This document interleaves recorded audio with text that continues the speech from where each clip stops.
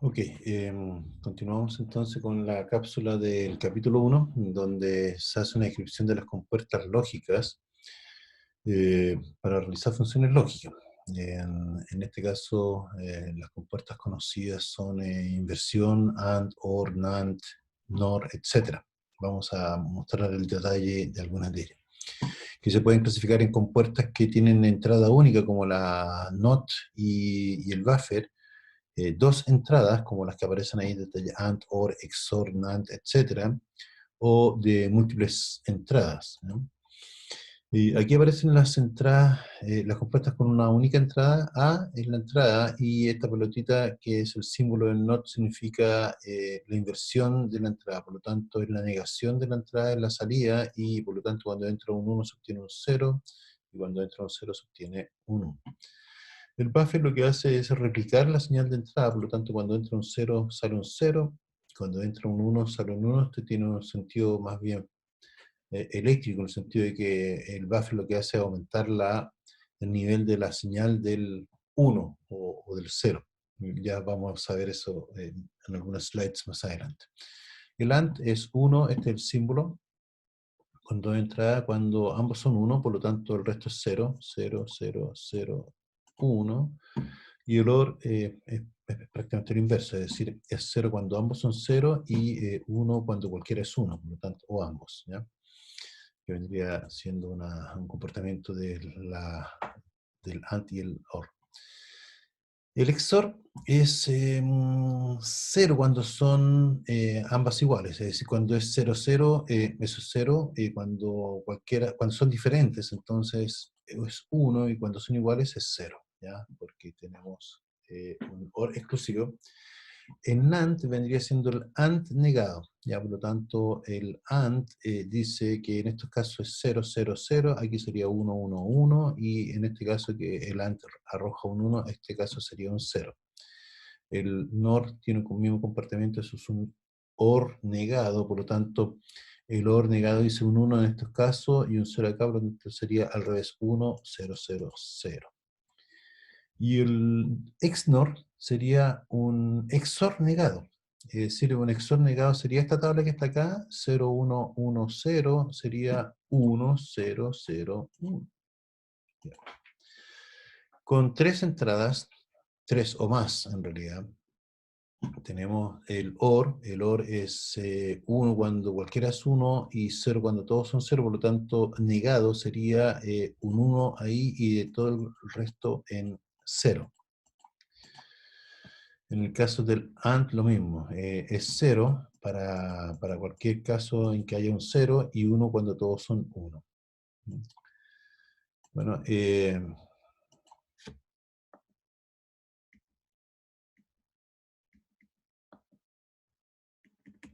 sé qué pasa con esta slide que no avanza.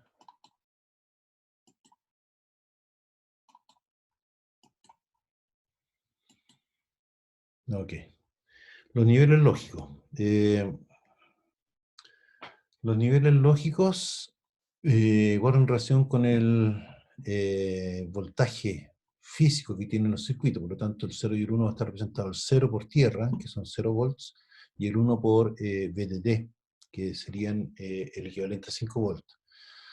Pero la pregunta es, ¿qué es lo que sería 499? 404 volts 99, ¿no? ¿Sería un 1 o un 0? En realidad está más cercano del 1 que del 0. ¿Ok? Entonces podría ser 1, pero ¿qué pasa con el 3,2 volts? ¿Ya? Entonces ahí se delimitan ciertos rangos de voltaje para ser considerados 1 y para ser considerados 0.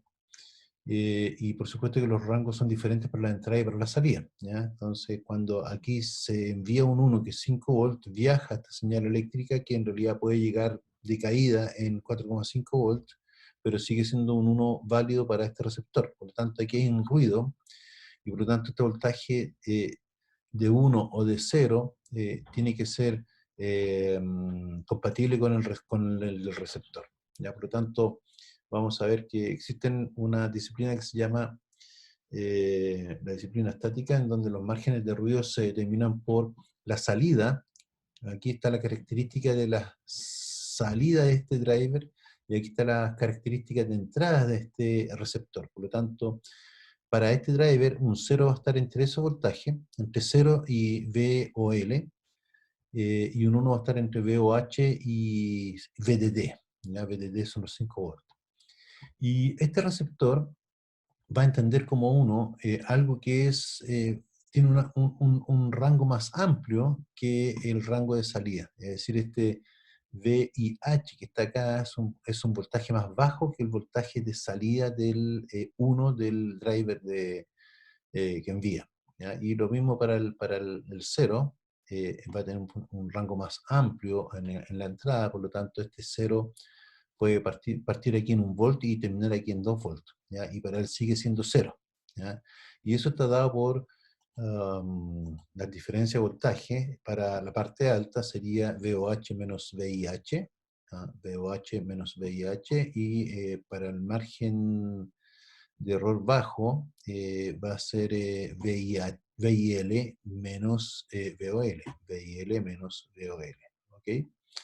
Y entonces eso da origen a lo que es la característica de referencia. La característica de referencia en un buffer va a ser, es decir, esto va a ser 0, 0, 0, 0 hasta, esta es la entrada y esta es la salida. ¿Ah? Esta es la entrada. Por lo tanto, hasta VDD medios, para la salida sigue siendo 0. ¿Ya? Si este es 0, hasta acá, este es 0. Pero pasado la mitad, entonces inmediatamente en la salida, esto representa un 1, de aquí para adelante, esto vale 0, esto vale 1. Por eso aquí el buffer es ideal. Inmediatamente se va a VDD. ¿Ya? Eso es un buffer ideal. En realidad en la práctica es el real, tiene estas curvas que está acá, en donde, donde la pendiente aquí cuando es 1 hay una transición, es decir, lo mismo que acá. Esto vale 0, 0, 0 hasta VIL, ¿ya? Esto vale 0, 0 hasta VOL. Y se dan cuenta, este voltaje es mucho más bajo que este. Lo mismo por el otro lado. Acá este voltaje es mucho más bajo el VIH que el VOH. ¿Ya? Por lo tanto, esas son las funciones de característica de transferencia de ideal y real. En realidad en la práctica se tiene algo de este tipo, es decir, podemos construir ambos, la característica de salida y de entrada, de acuerdo a esta curva. ¿Ya? Por lo tanto, en VIL esto va a ser VIL hasta, va a ser 0 hasta VIL, va a ser 0 hasta VIL, esto que tenemos acá, y VOL va a ser más bajo. VOL va a ser, supongamos que aquí sea 1 volt, esto va a ser 2 volts. Si aquí es 1 volt, aquí es 2 volts. Por lo tanto, el margen del ruido en la parte baja va a ser más amplio. Lo mismo ocurre para la parte, esta curva de acá. ¿No? Se puede construir cualquier característica de transferencia para el comportamiento de salida y de entrada de los dispositivos.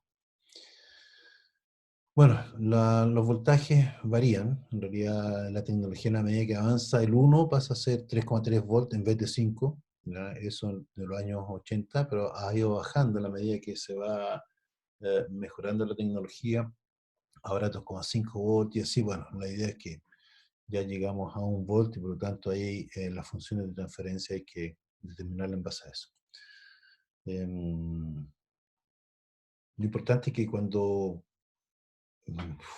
diseñemos circuitos, usemos la misma tecnología, porque si no, si usamos tecnologías diferentes, que manejan diferentes niveles de uno, por ejemplo, si conectamos uno que usa 5 volts y uno que usa 1,5 volts, obviamente el de 1,5 volts se va a quemar. ¿Ya?